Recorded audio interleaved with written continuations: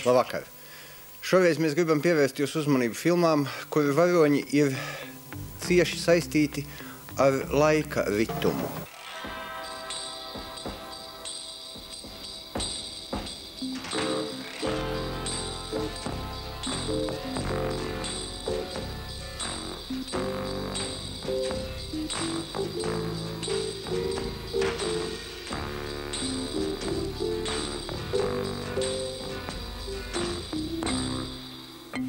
Mēs ilgi gaidījām šo raidījumu. Šodien man gribējās sākt ar...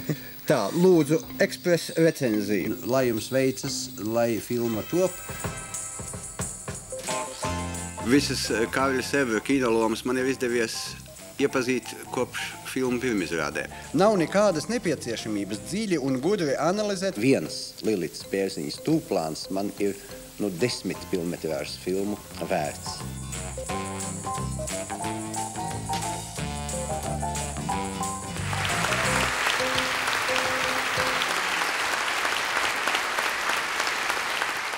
Kinokritiķa darba rezultāti nav taustāmi.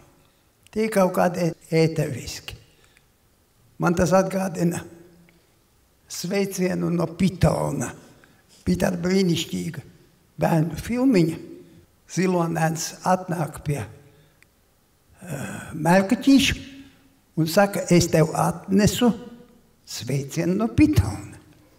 Tas priecīgs. Kādu? Tas Zilonēns sāk jau nojaust kaut ko nelāgu un saka lielu. Un tad notiek neizbēgamais. Mērķens pastiep roku un saka, dod šurp, kur ir? Un es arī domāju, kur ir tas mans ieguldījums?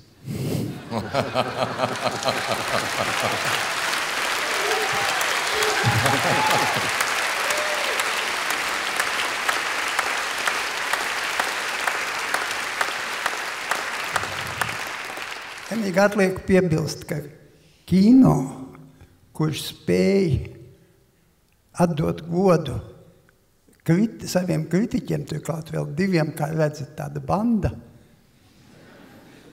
tas ir augstas pašvērtības, apziņas apliecinājums. Atļaujiet man tagad pateikties jums par uzmanību un atvadīties.